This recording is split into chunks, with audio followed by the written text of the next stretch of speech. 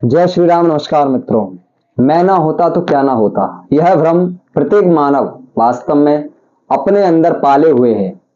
हनुमान जी महाराज जब लंका में पहुंचते हैं, माता सीता की खोज करते हुए जब लंका में वे पहुंचते हैं, तो वहां क्या देखते हैं कि रावण जो है तलवार लेकर माता सीता को मारने के लिए दौड़ता है।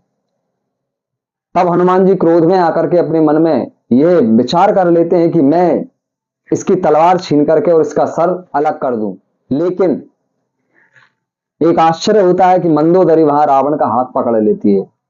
अब तो हनुमान जी अपने मन में विचार करते हैं कि वास्तव में अगर मैं आगे बढ़ता तो मुझे यह भ्रम हो जाता कि मैं ना होता तो माता सीता को कौन बचाता।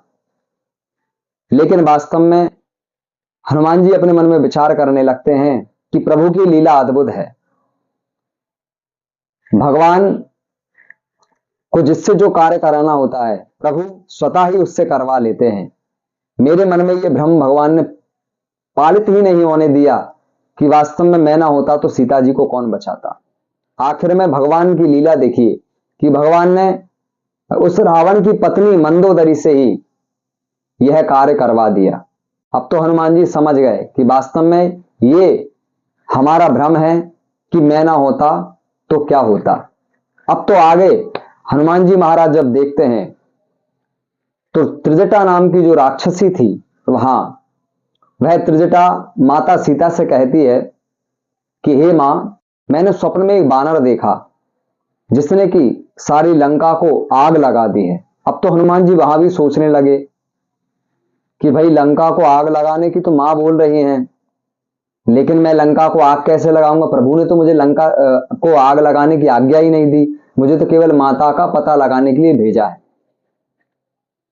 लेकिन आगे देखिए मित्रों, कितनी गजब की हरि की लीला है, भगवान की लीला है कि आगे जैसे ही हनुमान जी बढ़ते हैं तो वहां रावण के सैनिक तलवार लेकर के और हनुमान जी महाराज के ऊपर टूट पड़ते हैं।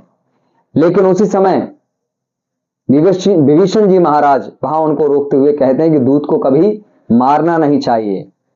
अब तो हनुमान जी फिर गदगद हो जाते हैं, फिर कहते हैं कि वाह प्रभु आपकी लीला, वास्तव में मुझे बचाने के लिए आपने रावण के भाई विभीषण से यह कार्य करवा दिया। एकाएक लेकिन आश्चर्य तो तब रहा जब रावण बोल पड़ा कि दूत को मारा नहीं जाता, इस बानर की पूंछ में कपड़ा लपेटकर और घी डाल करके और आग लगा दी जाए।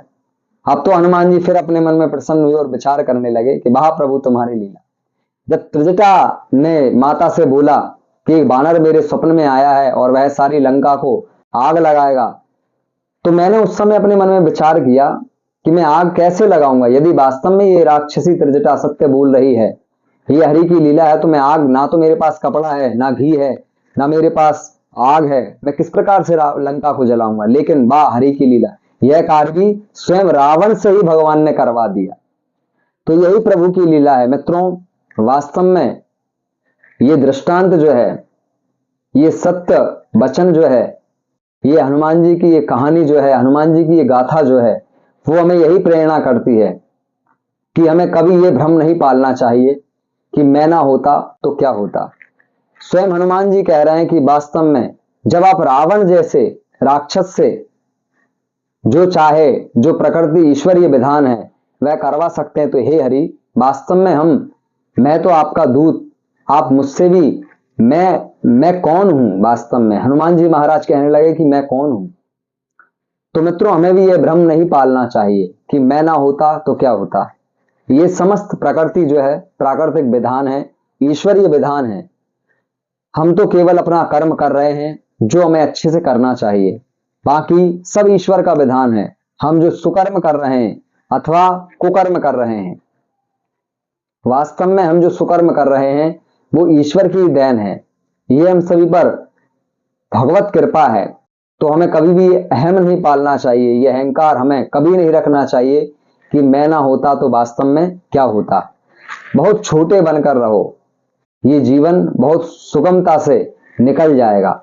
यदि आप एक बड़े वृक्ष की तरह खड़े होकर के रह जाओगे, अपने अभिमान को बहुत ज्यादा उग्र कर लोगे, तो जब बड़ी बड़ी बाढ़ तहस नहस, जब प्रकृति अपना रौद्र रूप लेगी, तो उस समय वह जो बड़ा वृक्ष है खड़ा हुआ, जो अपनी अकड़ में खड़ा हुआ है, वह अनायासी उसमें बह करके और टूट करके गिर जाएगा। परंतु हमें उस दूबा की तरह बनना है। जो दूर्वा नीचे रहती है उस पर कितने ही चरण, कितने ही लोग उसके ऊपर चलकर जाते हैं, लेकिन वो वहीं थोड़ा सा नम जाती है और फिर पुनः अपनी अवस्था में आ जाती है। कितनी ही बाढ़ आ जाए, कितना ही तूफान आंधी कुछ भी आ जाए, लेकिन वह दूबा केवल अपने नमन के कारण, छोटे होने के कारण, छोटा नवने के कारण वह अपने स्थान से टस से मस नहीं होती और उसे कोई किसी प्रकार का कष्ट नहीं पहुंचता। इसलिए सदैव अपने मन में भ्रम ना पालें कि वास्तव में मैं ना होता तो क्या होता। अभिमान ना करें, बल्कि यह सोचें कि ये ईश्वरीय विधान है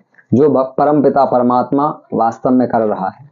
इसलिए स्वस्थ रहें, मस्त रहें, छोटे बनकर रहें। जय श्री राम, नमस्कार।